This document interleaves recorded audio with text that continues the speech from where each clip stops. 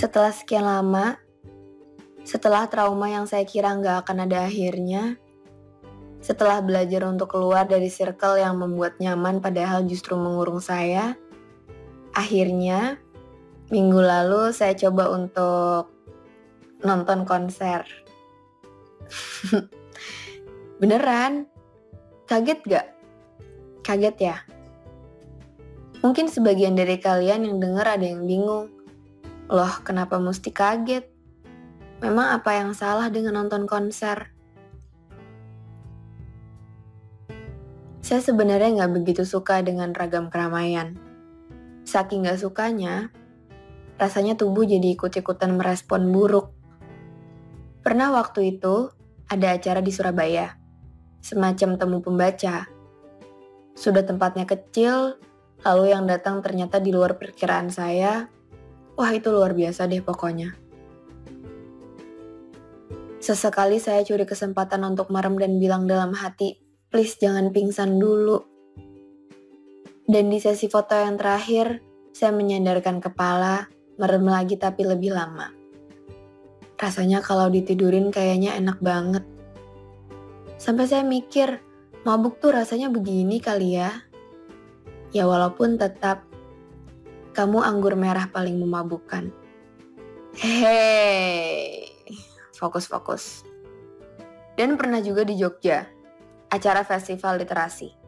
Saya dan Syahid yang juga penulis menyerah dengan duduk di bawah meja.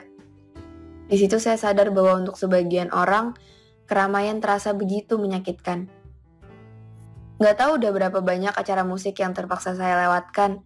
Biasanya tiketnya udah dibeli, terus akhirnya saya kasih ke teman atau sepupu saya daripada mubazir. Iya kawan, memang semenyeramkan itu. Lagi pula manusia kan gitu. Terlanjur membayangkan hal buruk yang bahkan belum tentu akan terjadi. Semisal mau coba langkah baru, tapi langsung muncul di kepala. Kalau nanti gagal gimana? Kalau nanti malah nggak bisa gimana? Dan selamanya kayak gitu. Enggak, ini nggak benar. Ketakutan ini sudah menjajah dunia saya terlalu jauh dan seenaknya. Yang perlu saya lakukan cuma nyoba. Perkara suka atau enggak, berhasil atau enggak itu bukan tanggung jawab saya. Sebab rasa takut yang dicampur dengan penasaran ini harus disudahi. Kalau memang setelah dicoba saya tetap takut dan malah kapok, seenggaknya saya pernah berani untuk gak takut walau cuma sekali. Terus, ya udah. Tiket sudah di tangan, jam dinding di rumah menunjukkan pukul 8 malam. Ini saya lagi kayak dihadapin pilihan, balikan gak ya? Cuma versi yang lebih ngebatin aja. Ah enggak deh, tapi pengen. Tapi kalau gak kuat gimana? Tapi kalau makin kapok gimana? On the way, seorang sana pergi ke sebuah konser, sungguh keajaiban. Seorang teman sekaligus penulis yang kebetulan juga musisi memberi komentar itu di Twitter saya. Apa iya seaneh itu? Karena ibu saya juga bilang, momen saya ke konser harus dicatat dalam sejarah. Si penakut akhirnya perlahan keluar dari sangkar yang selama ini menciutkannya. Menyenangi kehidupan di bumi yang bebas untuk dinikmati walau saya juga gak tentu paham artinya. Memang ya, banyak hal yang gak seburuk kelihatannya. Banyak makanan yang gak menarik ternyata rasanya enak. Banyak garis yang gak rapi ternyata membentuk gambar yang bagus. Banyak lagu yang intronya gak enak didengar tapi setelah didengar berkali-kali buat ketagihan.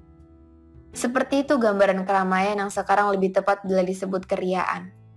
Yang juga baru saya sadari ketika seseorang berani melompat lebih jauh dari harmoni membosankan dalam hidupnya sendiri, semesta menjanjikan banyak hal baru buat diselami.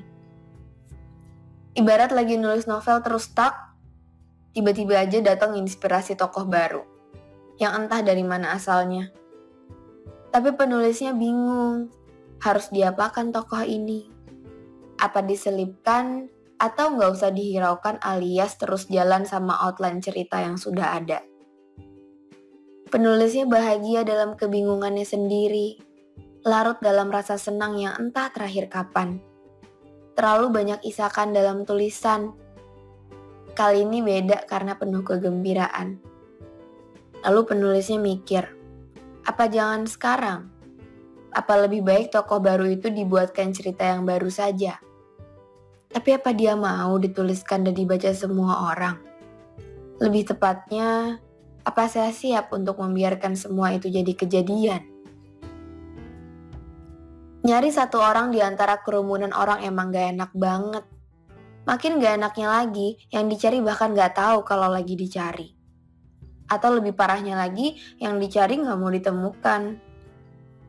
Gak tahu deh itu urusan dia. Intinya, saya nyariin kamu. Aneh ketika keramaian lebih mendatangkan kesepian daripada kesunyian itu sendiri. Saya mau banget nanya kamu di mana. Tapi hidupmu terlihat sudah bahagia. Sudah baik-baik aja. Seperti gak ada bagian kosong untuk ditolong. Saya mau banget ketemu kamu lagi, tapi gak di tengah hingar-bingar seperti ini. Bukan karena saya gak suka. Saya udah bilang kalau ternyata keramaian yang semula menyakitkan ternyata bisa mendatangkan kegembiraan. Loh, ini kenapa saya jadi menyelipkan pesan terselubung gini sih? Ya abis gimana dong? Kita pasti pernah ketemu orang asing. Orang asing yang justru terasa lebih akrab dari orang-orang yang sudah berada di sekeliling kita bertahun-tahun lamanya. Tapi kadang orang yang kita anggap tepat harus pergi di waktu yang cepat. Mungkin gak pergi sih, tapi dia harus pulang. Membuat acara musik jadi gak kedengeran. Tapi saya bisa apa? Rasanya tuh kayak... gimana ya ngibaratinnya? Seperti sudah semangat sarapan pagi, tapi ternyata telur ceploknya harus gosong dan saya terpaksa dihadapin sama dua pilihan, antara buat lagi tapi saya terlambat, atau nggak usah sarapan, datang tepat waktu tapi kerja saya nggak akan maksimal karena perut saya kosong. Bukan hidup namanya kalau cuma enak doang. Akan ada banyak hal random yang nggak pernah diminta tapi muncul tiba-tiba. Sebuah momen yang begitu abadi walau cuma terjadi sekali. Dan mungkin saya nggak mengharapkan dia lagi. Saya nggak mau nyari-nyari dia lagi. Semua memang menyenangkan tapi semua juga ada jam pulangnya. Kita bukan Jakarta yang nggak pernah tidur. Entah apa akan ada yang mengucapkan selamat pagi lebih dulu atau nggak bisa angkat telepon karena lagi di kamar mandi. Entahlah. Kadang kita memang cuma butuh satu momen aja. Dan itu cukup harusnya. Lagi pula, jika orang asing itu ternyata memang yang terbaik, kita pasti akan ditemukan tanpa perlu cari-carian kan?